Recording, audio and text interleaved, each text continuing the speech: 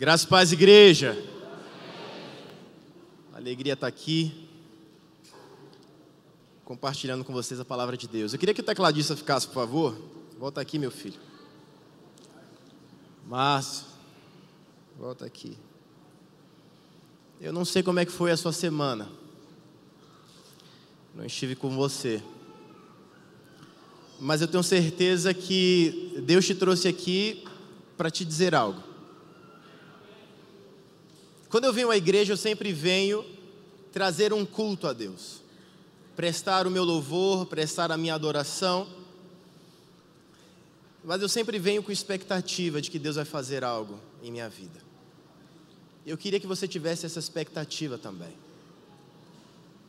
A maioria de nós, quando vem à igreja, ou vai em qualquer lugar público, com o sorriso que tem, muitas vezes esconde as dores do coração. Mas aqui é um lugar de nós sermos curados. Na Juventude Relevante nós temos uma prática, e eu queria te convidar a participar conosco do que nós vivemos na Juventude Relevante. É um momento em que a igreja de Deus exerce o poder que Jesus Cristo lhe deu. Porque Jesus Cristo nos deu poder para expulsar os demônios, as enfermidades, trazer cura e libertação para qualquer pessoa. E muitas vezes nós dizemos: olha, pastor, eu sou crente há tantos anos, eu sei de tudo, mas saber de tudo não traz cura, saber de tudo não traz solução. Muitas vezes o que nós precisamos é da oração de alguém, muitas vezes o que nós precisamos é de um abraço, muitas vezes o que nós precisamos é estar em comunhão com a igreja. Então eu não sei o que aconteceu na tua semana, o que está acontecendo na tua vida. Eu não sei se de repente tem alguém enfermo na tua família. Eu não sei se você está passando por alguma situação difícil. Mas eu queria poder orar pela tua vida. Eu queria que você ficasse de pé, por favor. Eu sei que você já ficou muito de pé hoje, mas eu prometo que é a última vez. Nós fazemos o seguinte: quando as pessoas entram aqui na igreja, no culto da Juventude Relevante no sábado, eu sempre pergunto se alguém gostaria de receber uma oração, se alguém tem algum motivo que precisa de oração. Talvez você esteja aflito, talvez você esteja com alguma enfermidade física, talvez alguém da tua família. Então eu quero orar por você. Eu queria que você levantasse a sua mão se você precisa de oração, não importa o motivo. Eu queria que você que é da igreja, você que é corpo de Cristo, olhasse quem está ao teu redor. Veja se tem alguém de mão levantada do teu lado. Você vai tocar no ombro dessa pessoa e você vai orar por ela. Sai do teu lugar. Igreja, se movimenta. A fé é uma ação.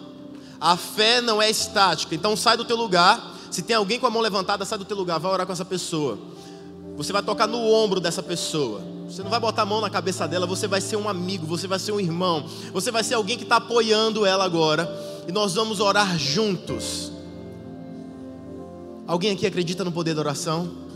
Nós vamos orar então. Deus, na autoridade do nome de Jesus, nesta autoridade que o Senhor nos deu, eu oro pela igreja. Eu oro pelas pessoas que precisam, Senhor, de uma transformação em suas vidas. Eu oro pelas pessoas que têm algum tipo de aflição. Eu oro pelas pessoas que precisam de cura, Senhor. Pelas pessoas que precisam de libertação. Deus, nós não sabemos o que aconteceu com cada pessoa, mas o Senhor conhece cada coração aqui. Que o Senhor possa trazer cura, que o Senhor possa trazer alegria, que o Senhor possa trazer renovo, que possamos começar esta semana com vitória, sabendo que o Senhor vai à nossa frente, sabendo que o Senhor cuida da nossa família, cuida dos nossos negócios, cuida de nós.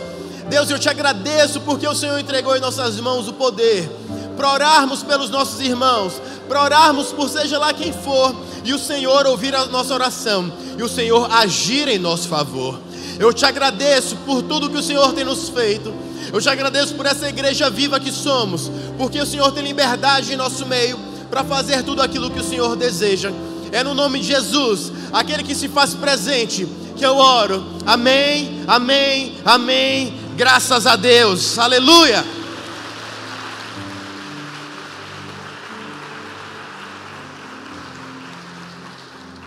Você pode se assentar, por favor.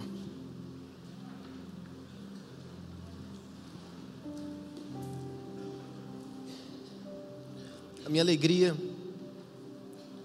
é quando as pessoas elas são curadas, elas são libertas, elas são transformadas pelo poder de Deus. E eu creio que a oração é uma porta que nos leva para este lugar. Eu sei que o nosso Deus ouviu as nossas orações agora. E eu também sei que Ele há de responder. Eu sempre na minha vida busquei viver uma vida para Deus.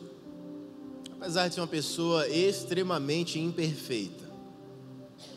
Eu sou ruim, gente. Nossa, eu sei quem eu sou. Eu não posso viver uma vida de ilusão. Não, eu sou bonzinho, não.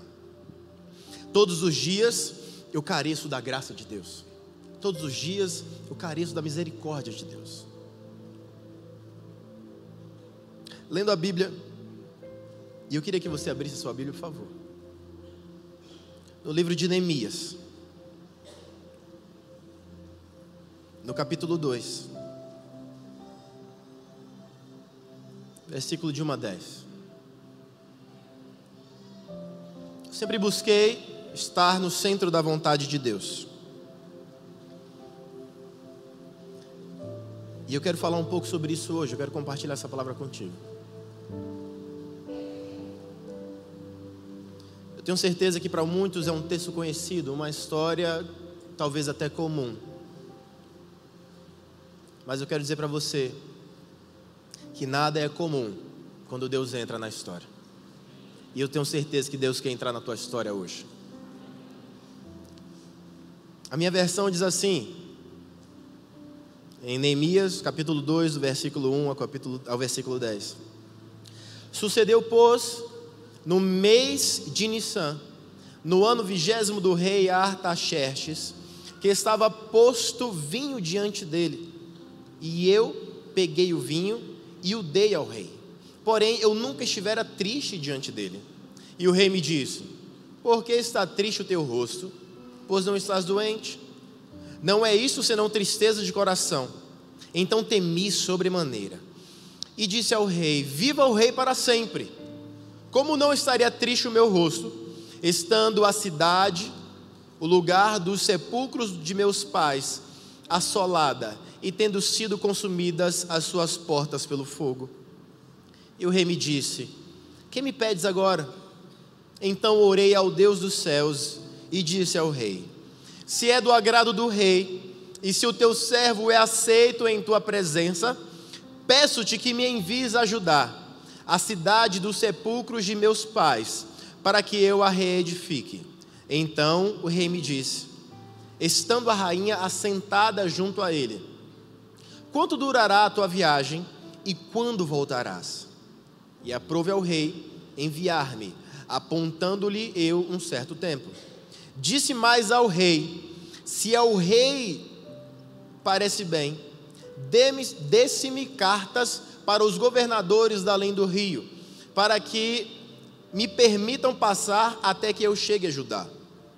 Como também uma carta para Asaf, guarda da floresta do rei, para que me dê madeira para cobrir as portas do paço da casa, para o muro da cidade e para a casa que eu houver de entrar.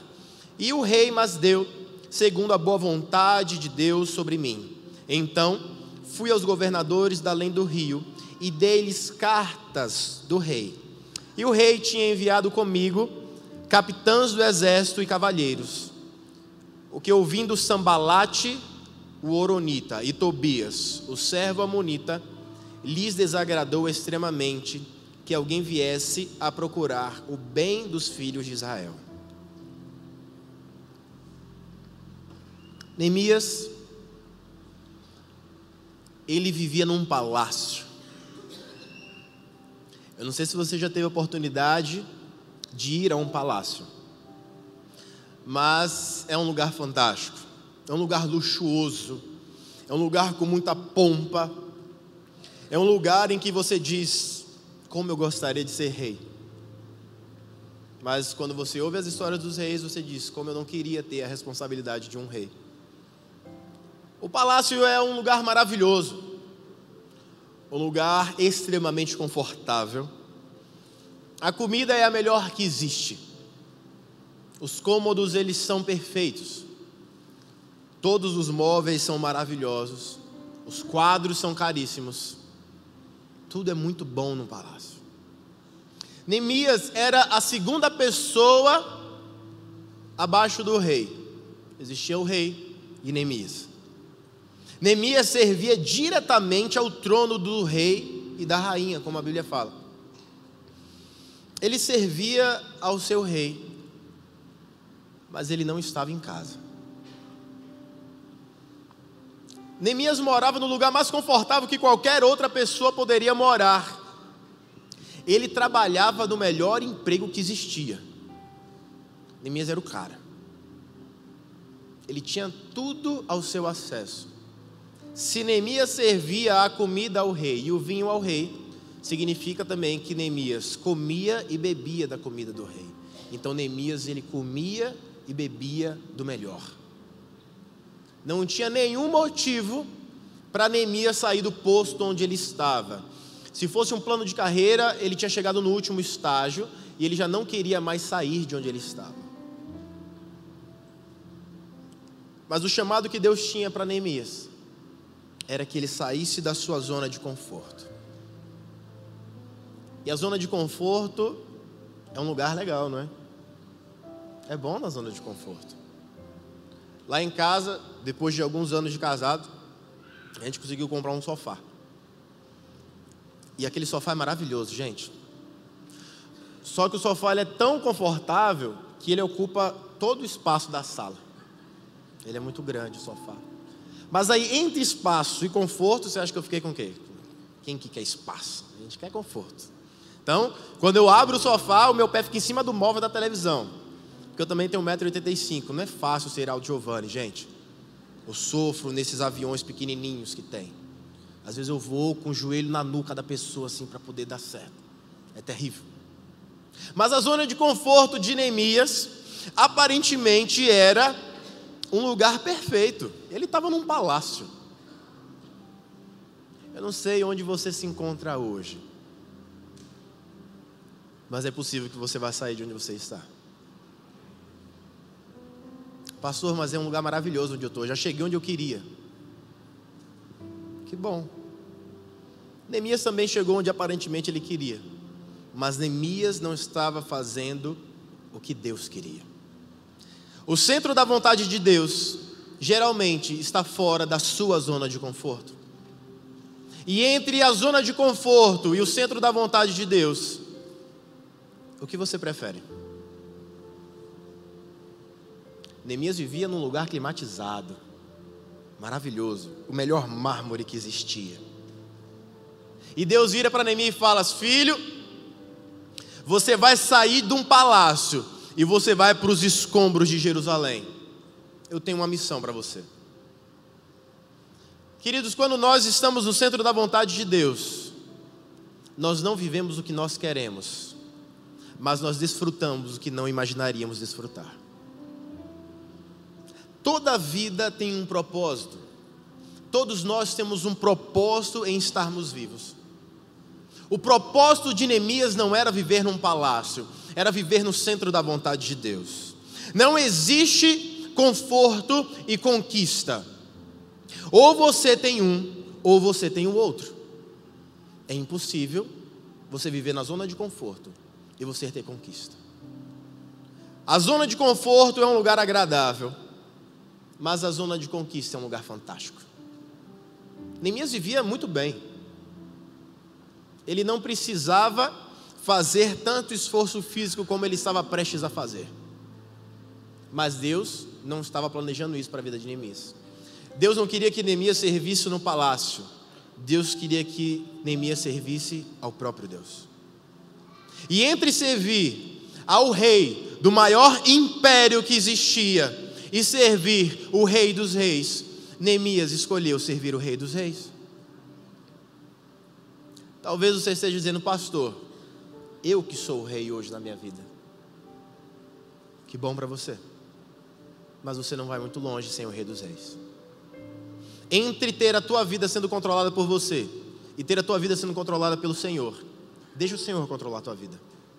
Muitas pessoas controlam a sua própria vida. E olha, a vida não vai muito longe. A vida não tem tantos frutos. A vida não é tão agradável como quando o Senhor toma conta de nossas vidas.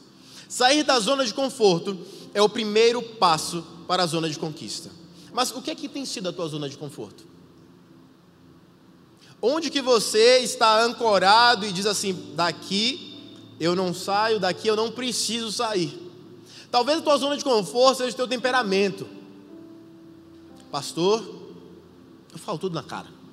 Eu sou sincero. Eu falo mesmo. Eu não vou ficar escondendo isso dentro de mim. Então eu falo. Querido, isso não é sinceridade, isso é falta de educação. Falar o que vem na tua cabeça não é sinceridade. Tem gente que fala mesmo, fala tudo e não tem nenhum pudor em falar aquilo que pensa. E talvez isso seja a tua zona de conforto, o teu lugar, o teu aquário de blindagem ali. Não, eu faço isso para me proteger das pessoas. Talvez a tua zona de conforto seja o teu humor ou o teu mau humor, não sei. Tem gente que conta piada 24 horas por dia o tempo inteiro.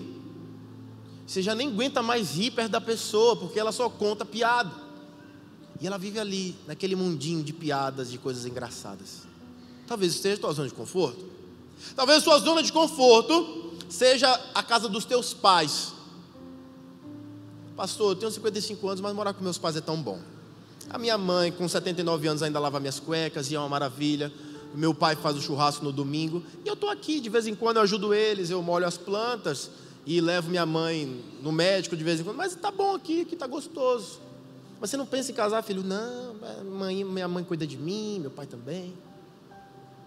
O que é a tua zona de conforto? Talvez a tua zona de conforto seja um namoro que você está namorando há muitos anos e você não casa. Ah, pastor, casar dá trabalho, né? Dá, quem disse que não dá trabalho casar? Quem é casado aqui? Olha, um monte de gente que tem trabalho na vida. Mas casar é bom demais, né? Tem solteiro aqui hoje? Poucos solteiros. Ou um monte de mentiroso também, porque tem um monte de gente que levantou a mão, né? Ser solteiro é bom, mas ser casado é maravilhoso, gente. É bom ser casado, né? Pastor Jorge, é bom ser casado, né? O senhor tirou sua barba. Isso não é um bom sinal do seu casamento. Porque eu sei que sua esposa gosta da sua barba. O que é a tua zona de conforto? É aquele teu emprego que você ganha R$500 e você tem carteira assinada, você pensa que isso é segurança? Gente, cheguei à conclusão que nesse país, carteira assinada não dá segurança para ninguém. Quem nos traz segurança é o nosso Deus. Você pega todo o teu dinheiro e dá na mão do governo para ele controlar. Eu tenho as minhas revoltas, gente, pelo amor de Deus, eu tenho. Eu sou pastor, mas antes disso eu sou cidadão. Eu fico pensando, quando você contrata uma pessoa e você dá um salário para ela de R$1.000, você tem que pagar mais R$1.000 de imposto e taxas, etc. Eu não sei quem é contratante aqui, mas é assim que funciona mais ou menos. E se você desse os R$1.000 na mão da pessoa e ela administrar do jeito que ela quisesse? Mas a gente também nem tem educação econômica, né, nesse país, a gente nem sabe o que fazer com o dinheiro, a gente pega e torra tudo. Ganha no dia 10, dia 15, cadê o dinheiro? É isso aí. Mas Deus vai nos dar graça. A gente vai aprender a lidar com o dinheiro. Porque quem é rico sabe lidar com o dinheiro e a gente vai ser rico, amém? Eu não quero nem saber do diabo, a gente vai ser, tudo é rico aqui. Sabe o que é interessante? Eu vejo pessoas que têm dinheiro. Quando eu vejo pessoas que conquistaram coisas na vida, eu vejo uma pessoa que saiu da sua zona de conforto e decidiu arriscar muito para ter muito. Não viva na zona de conforto. A zona de conquista é muito melhor. Talvez a sua zona de conforto seja não dizer aquilo que o seu filho ou sua filha precisa ouvir.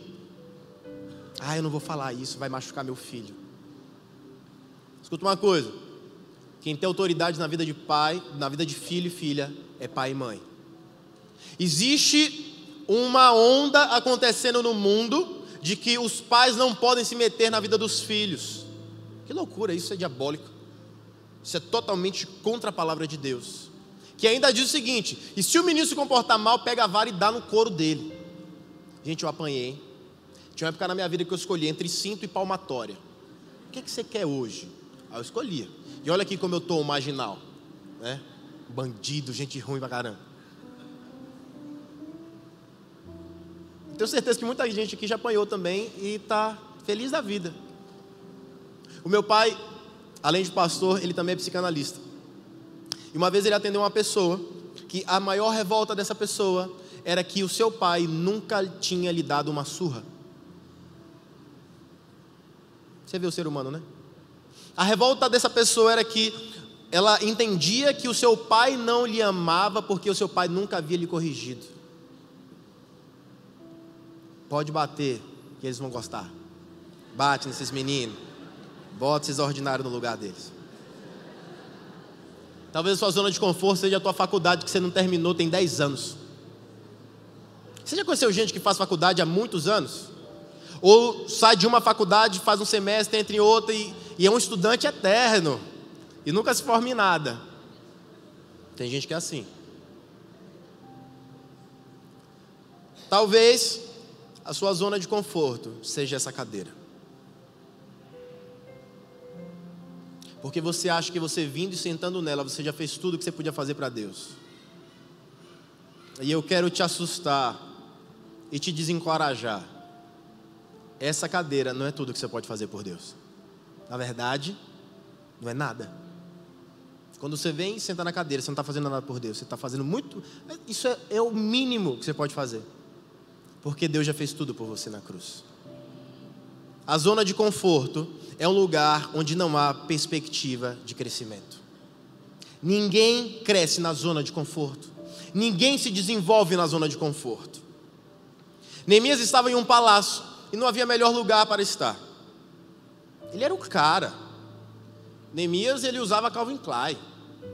Ele usava Nike, Adidas. Ele era playboy. Ele era o cara. Andava de BMW. Aí Deus fala o seguinte: você vai pegar aquele ônibus que sai lá do Iapoque até o Chuí, sem ar-condicionado, para reconstruir Jerusalém. A vontade de Deus não era que Neemias ficasse em um palácio, mas sim no centro da sua vontade. E eu sei que tem muita gente aqui que ainda não está no centro da vontade de Deus. Por quê? O centro da vontade de Deus nem sempre vai ser um palácio, mas sim um lugar de conquista. Se você está no centro da vontade de Deus, você está pronto para conquistar tudo aquilo que o Senhor tem para a sua vida. Deus já preparou um palácio para nós passarmos a eternidade. Mas aqui na terra o seu desejo é que o seu reino avance em grandiosas conquistas. Quando nós vemos o texto, nós vemos que o rei entrega para Neemias algumas cartas para que ele tivesse acesso aos outros, às fronteiras e chegasse até Jerusalém. Quando nós saímos da nossa zona de conforto, Deus nos entrega cartas, Deus nos dá autorização para chegarmos no lugar onde Ele quer que cheguemos. Talvez você diga: pastor, mas como que eu vou para onde Deus quer que eu vá? Deus vai providenciar que o caminho se abra para você. Não tenha medo, porque muitas vezes nós somos guiados pelo medo. Esquecemos que temos um Deus que nos ama e que por este amor lança de nós fora todo medo. Não existe medo no centro da vontade de Deus. Não existe temor, não existe agonia, não existe incerteza no centro da vontade de Deus. Porque se a tua vida está nas mãos de Deus, é porque você tem certeza de que Ele vai fazer tudo o que você precisa. Neemias, ele era competente em sua obra, mas ele não conseguiria atravessar fronteiras com a sua capacidade. Apenas uma autoridade maior que a sua faria transpassar fronteiras até o lugar onde ele iria. Deus nos dá ferramentas. Deus sempre vai nos dar ferramentas, mas a atitude, a ação e a força são nossas. Deus já te deu autoridade para você fazer. Haja. Você precisa agir, você precisa fazer acontecer. Não é Deus quem vai te pegar pela mão e falar assim: filho, olha aqui o que eu trouxe para você. Vem aqui, olha que maravilha. Jerusalém aqui para você, toda reconstruída. Não. Deus vai te dar tudo aquilo que você precisa para sair de um palácio e ir para o lugar onde Ele quer que você esteja.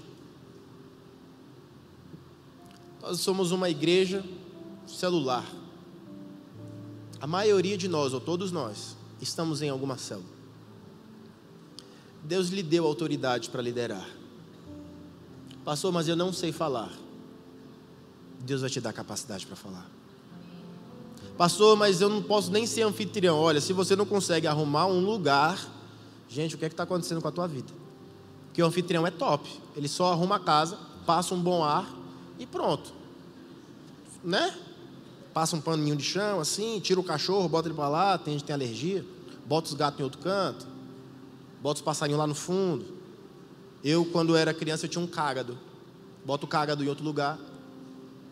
O meu cágado, ele ficava desaparecido uns 7 dias debaixo da cama. Aí depois ele aparecia de novo, quando dava fome ele aparecia. E depois ele sumiu. Nosso relacionamento era muito difícil. Eu sentia que ele não gostava de mim, porque ele só aparecia para comer, ele me usava. E aí eu tive que me mudar uma vez para o interior e tive que deixar ele com outra pessoa. Mas eu gostava dele. Uga. Uga era o nome dela. Uga. Tartaruga, Uga. A gente é muito criativo lá em casa. Mas muito. Deixa eu te dizer uma coisa. Jesus é o caminho. Amém? Mas as pernas são nossas. Se você não trilhar o caminho, você não vai sair do lugar. Jesus não arrasta ninguém para viver a vida que Ele quer. Ele mostra o caminho. Você anda se você quiser. Uma coisa que eu gosto de caminhar com Deus é essa liberdade que Ele nos dá.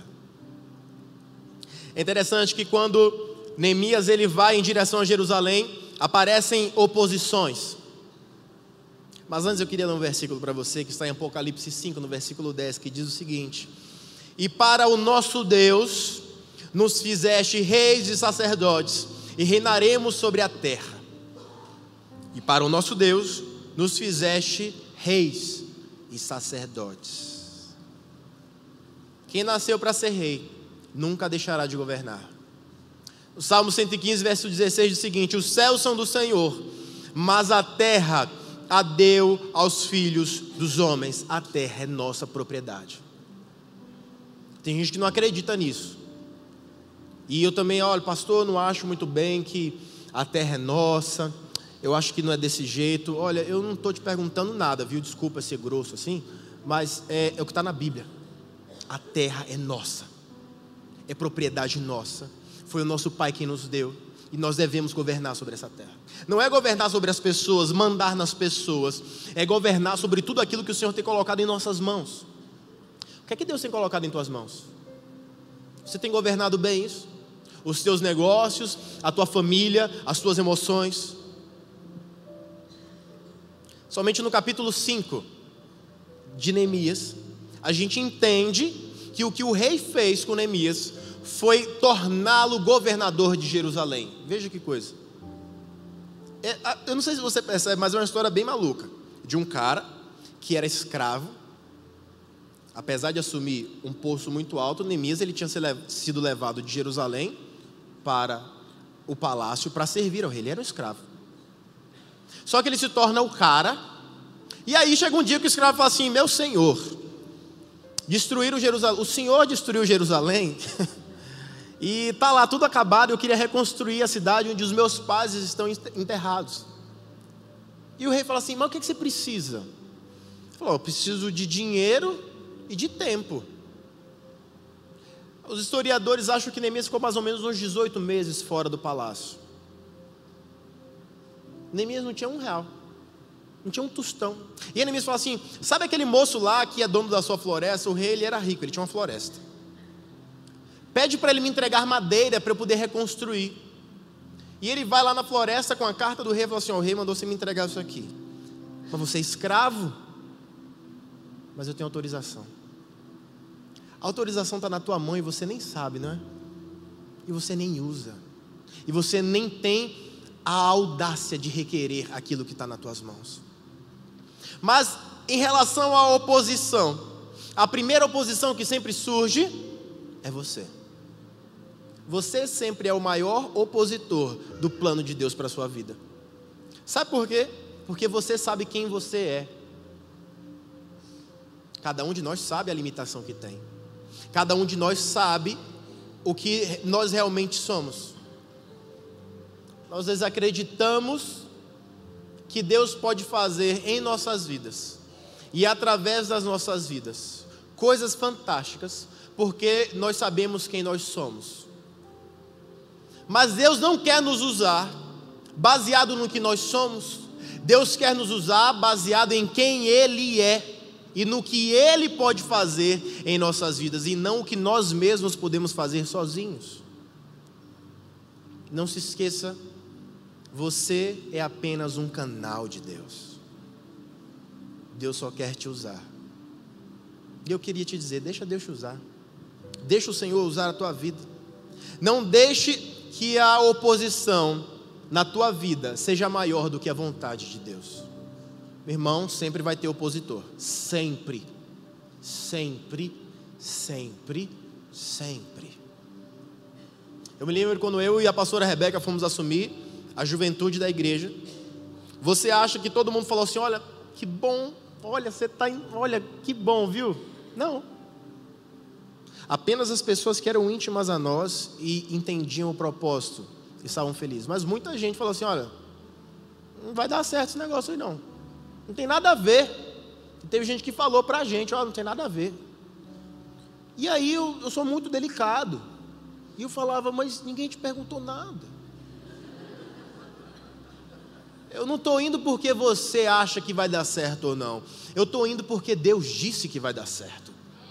A tua vida não é pautada na opinião de pessoas, é pautada na opinião de Deus. E Deus te fez um conquistador.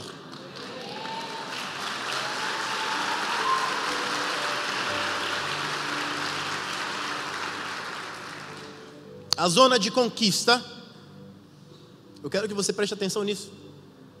A sua zona de conquista está a um passo de fé. Se você não acreditar no Deus que você serve, você não vai sair da tua zona de conforto para estar no centro da vontade de Deus. Quando nós estamos no centro da vontade de Deus, nada é distante, porque Deus está sempre perto. Nada é difícil, porque Deus é a nossa força. Nada é impossível, porque nós servimos um Deus que pode todas as coisas. Eu quero te desafiar a sair de onde você está para viver o que Deus quer que você viva. Talvez sejam os teus negócios. Talvez você precise confiar mais em Deus para dar passos de ousadia nos teus negócios. Talvez você precise confiar mais em Deus para dar passos de alegria dentro da tua família. Talvez você, na tua zona de conforto, diga: o meu temperamento é esse. Eu não falo que eu amo ninguém, apesar de eu amar. Eu sou meio fechadão, pastor. Fala que você ama as pessoas. Fala que você ama a tua esposa. Fala que você ama teus filhos. Fala que você ama teus amigos. Uma coisa que eu entendi, eu tenho 31 anos. Eu entendi que a vida é muito curta. Extremamente curta. E passa muito rápido.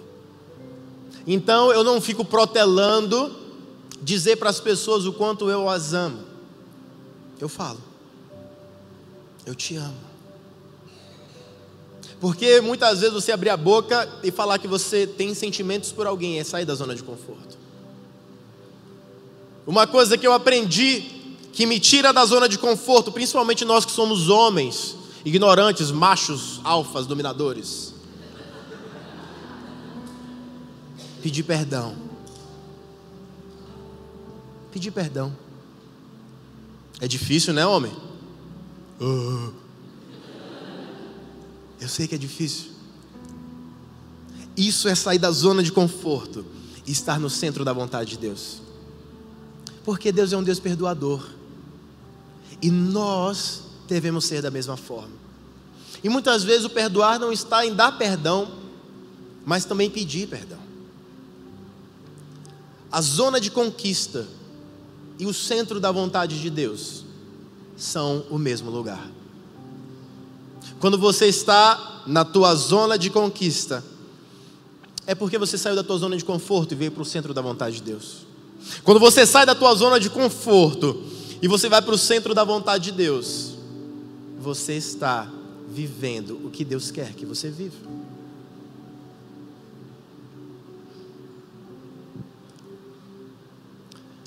Eu amo muito, mas muito, a cruz e a sua história. Eu tenho um amor muito profundo por Jesus Cristo e não acredito em outra pessoa que esteja acima de Jesus Cristo ou equiparada com Jesus Cristo. Eu tenho uma certa aversão às religiões, porque eu entendo que elas não falam a verdade sobre o meu Messias.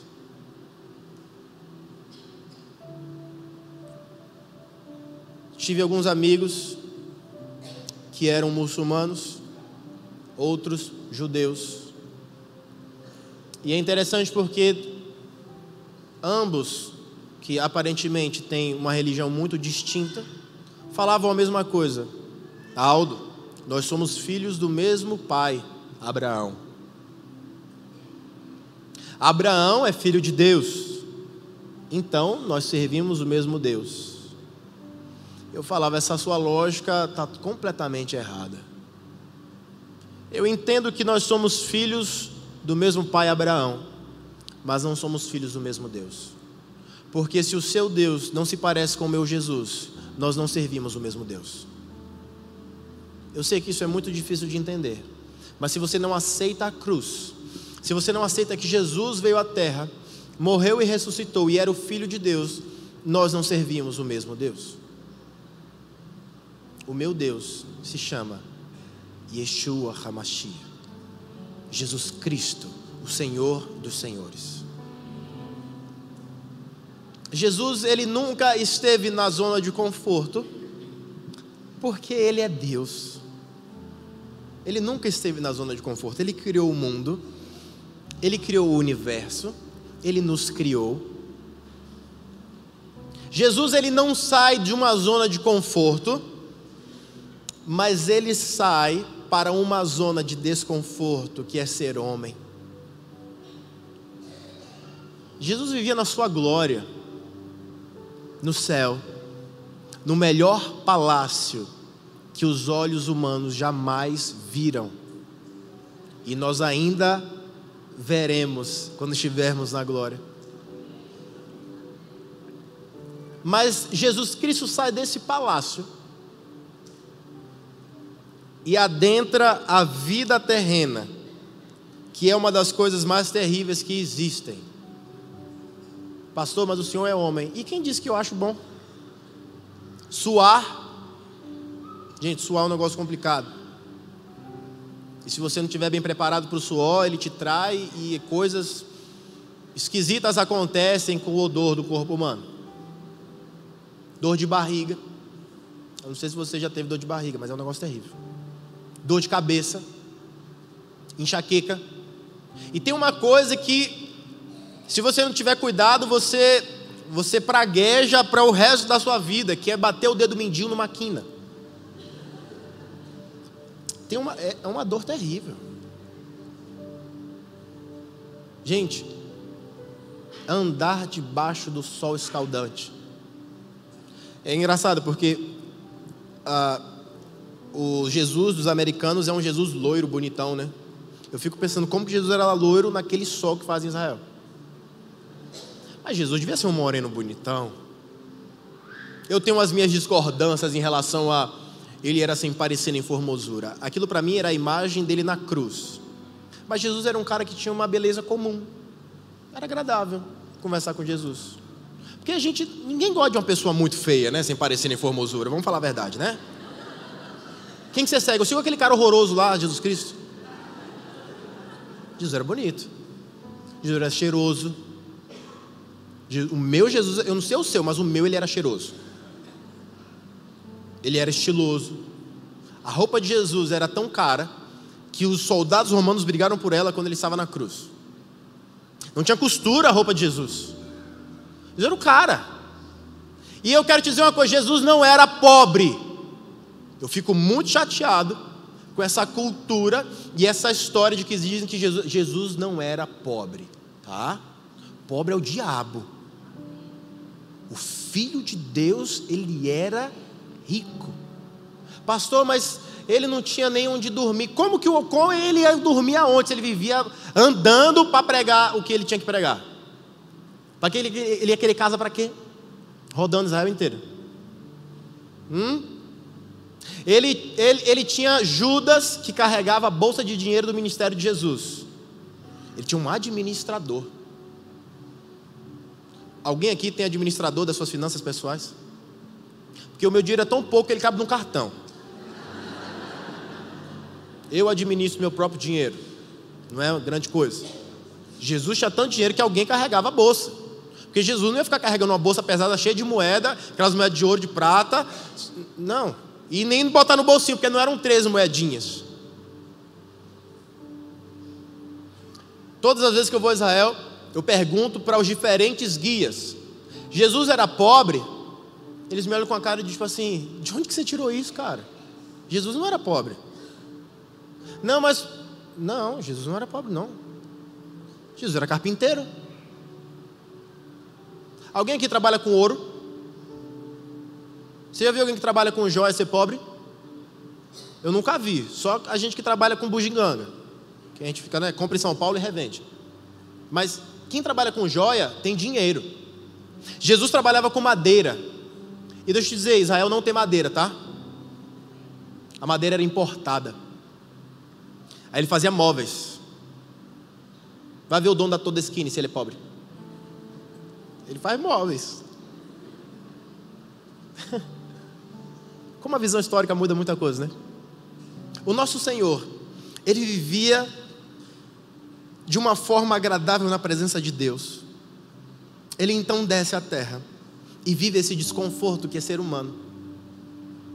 Mas tudo aquilo que Jesus viveu, ele estava vivendo e mostrando para nós que viver no centro da vontade de Deus é a melhor forma de se viver. E Jesus estava vivendo no centro da vontade de Deus. E deixa eu te dizer algo. Quando Jesus estava na cruz, ele estava no centro da vontade de Deus.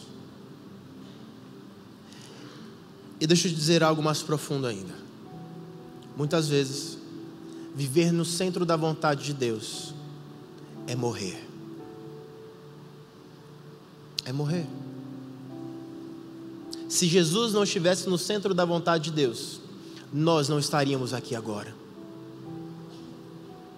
Muitos cristãos, na história do cristianismo, viveram no centro da vontade de Deus.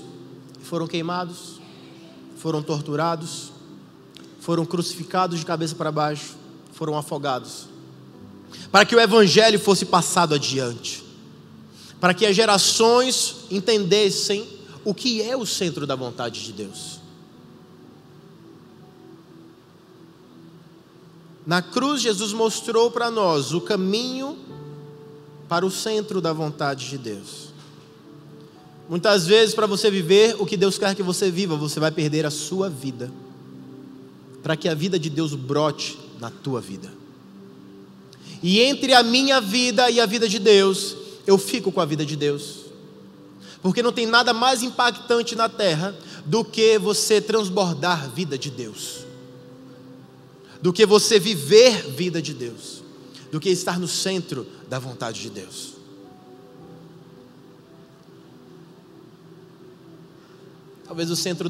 Talvez a tua zona de conforto hoje seja uma vida religiosa,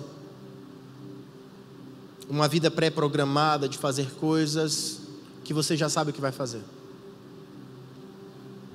Uma vida com Deus, muitas vezes, é não saber o dia de amanhã e estar tranquilo. estar em paz. Porque uma coisa eu tenho certeza sobre o amanhã: eu não sei o que vai acontecer, mas eu sei que o meu Deus já está lá. Eu não conheço o amanhã, mas eu conheço o Deus que está no amanhã, e isso para mim já é o suficiente. Eu queria que você ficasse tranquilo. Deus está no controle. Muitas vezes as coisas parecem sair do nosso controle, não é? A gente escorrega aqui, escorrega ali, as finanças saem do controle aqui e ali. Mas nunca nada sai do controle das mãos de Deus. Nada. O universo está pautado na vontade de Deus. Os mares, a lua, as estrelas, os animais, a terra. Não fique ouvindo as notícias que dizem o mundo está se acabando. Óbvio que o mundo está se acabando. Mas ele não vai acabar até que Deus cumpra a sua vontade. Nós sempre teremos comida, nós sempre teremos água, nós sempre teremos tudo. Porque Deus sempre deixará isso acontecer, para que o homem tenha a oportunidade de conhecer quem é Jesus Cristo. Por último, existe uma chamada principal em nossas vidas, que é proclamar o Evangelho. E eu tenho uma pergunta minha, clássica para as pessoas. Eu não conheço a pessoa, nunca vi na vida, e eu pergunto: de que igreja que você é? E a pessoa ela fica sem saber o que... Eu não vou à igreja, não. E por que você não vai na minha? Mas você, de que igreja você é? Eu sou da evangélica, lá na 14, perto do ex-HSBC, ali, perto ali, sabe? Mas é legal lá? Porque, eu falei, legal? Como assim legal? As melhores pessoas da cidade estão na igreja evangélica. As melhores. Mas, por que elas são as melhores? Porque eles um dia já foram os piores. Porque sem Jesus todo mundo é ruim, mas com Jesus todo mundo é melhor. Todo mundo lá é crente, aceita Jesus Cristo, você vira legal. Pregue o Evangelho. Pregar o Evangelho é sair da zona de conforto, não é? Porque a gente tem vergonha da resposta da pessoa. Mas eu não tenho vergonha. Ah, mas eu sou da igreja tal, católica assim, assim. Ah, então Deus te abençoe. Eu também não vou ficar tentando arrancar a pessoa das igrejas delas. Mas uma vez eu estava conversando com uma aluna do Elcio. De vez em quando eu faço academia. Bem de vez em quando. E aí, nesse de vez em quando que eu estava lá, tinha uma moça. Eu falei assim: por que você não vai lá na igreja? Que igreja que você vai? Ela falou: eu vou na igreja assim, assim, assim. Falei: mas e aí, como é que é lá? Ah, mas é muita regra, né? É muita religiosidade. Falei: ah, entendi. Mas isso não é legal? Não pode fazer nada. Falei: lá na igreja nós vivemos por princípios. E o princípio não é um cercado, é uma direção. O princípio te mostra para onde você deve ir, não para onde você não deve ir. Se você for nessa direção, obviamente todas as outras direções já estão anuladas. E eu comecei a falar com ela sobre princípios e sobre o amor de Deus. Deixa eu te dizer uma coisa: as pessoas não querem saber do inferno, elas já estão lá, elas querem saber do céu. Fale do céu para as pessoas, fale do como Deus as ama, fale do como é importante viver uma vida em comunhão. Não fale do que ela vai deixar de ganhar sem Deus, fale o que ela vai ganhar com Deus. Fale um pouco de você, do teu testemunho, de como era a tua vida antes e como é agora. Nós somos chamados para sairmos da zona de conforto e entrarmos no centro da vontade de Deus. E o centro da vontade de Deus é que nós preguemos o Evangelho, proclamemos as boas novas, e a cidade inteira será ganha. Pastor, mas eu não acho que a cidade inteira será ganha. É aquela minha delicadeza, né? Isso não é uma enquete, é a minha fé em ação. Nós vamos ganhar a cidade para Jesus. Nós vamos. Você vai sair da sua zona de conforto. Você vai ficar rico. Eu gosto que as pessoas fiquem ricas, porque aí elas já perdem boa parte dos problemas dela. Tipo assim, qual conta que eu vou pagar esse mês, meu Deus? E elas pagam todas e ficou de boa. Porque uma família que tem recursos financeiros, não há briga, não há discussão. Não há problema. Não tem briga por pão. O que Deus tem para você é o centro da sua vontade. Certa vez eu ouvi um pastor dizendo assim: a pior coisa que Deus pode falar para alguém é: seja feita a sua vontade. Quando a sua vontade for feita, a sua vida já era. Eu queria que você ficasse de pé, por favor, nós vamos orar.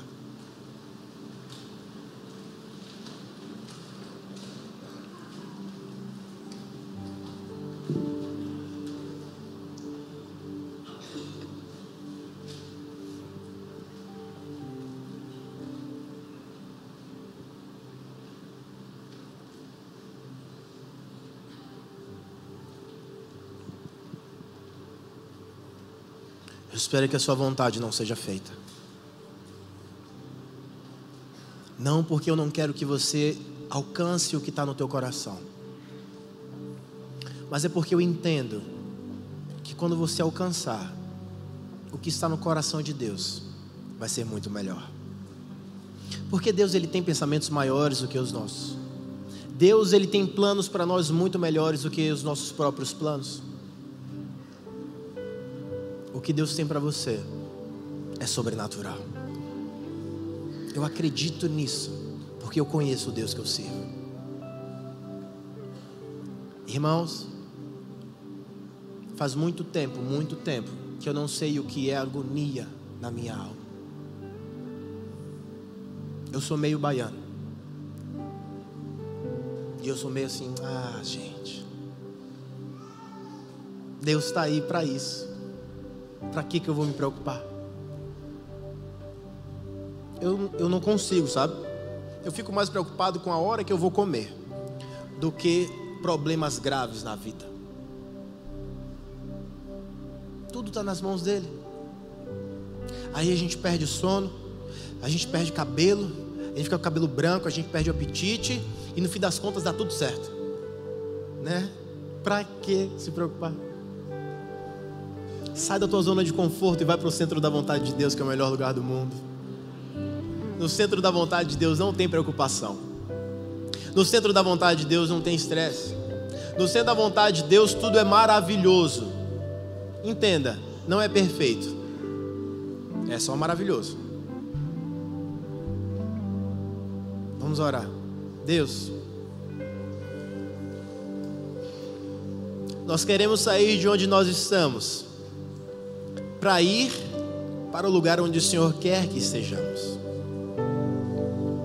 Eu sei que já chegamos até aqui e que o Senhor já nos trouxe até aqui.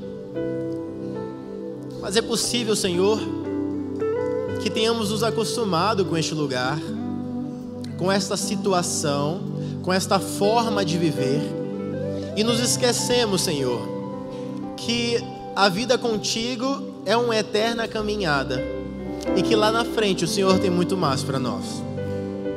Acalma os nossos corações, Senhor. Acalma as nossas vidas. Nos faz entender que nós, estando no centro da Tua vontade, estaremos seguros, estaremos plenos de provisão, de alegria, de amor. Deus, nos faça viver dias maravilhosos no centro da Tua vontade. Eu entendo que iremos trabalhar, que iremos nos esforçar, mas eu também entendo que o Senhor é quem nos dá força, ânimo, alegria para vivermos uma vida extraordinária. Que o Senhor possa abençoar a nossa semana, que o Senhor abençoe cada irmão aqui presente, cada família aqui representada, que o Senhor possa ampliar os negócios, aumentar, Senhor, a provisão de cada um, que os salários possam ser acrescidos, que possamos subir de cargos, que possamos alcançar cada vez mais em Ti, que os ministérios sejam revelados e que a Tua boa vontade permeie toda a nossa vida. Que o Senhor nos leve em paz aos nossos lares, que o Senhor nos dê um resto de domingo maravilhoso E que possamos estar aqui novamente na quarta-feira ali prestando culto e com expectativa grande do que o Senhor tem para fazer em nossas vidas. É no nome de Jesus, aquele que se faz presente, que eu oro. Amém, amém, amém. Graças a Deus. Você pode dar um aplauso ao Senhor?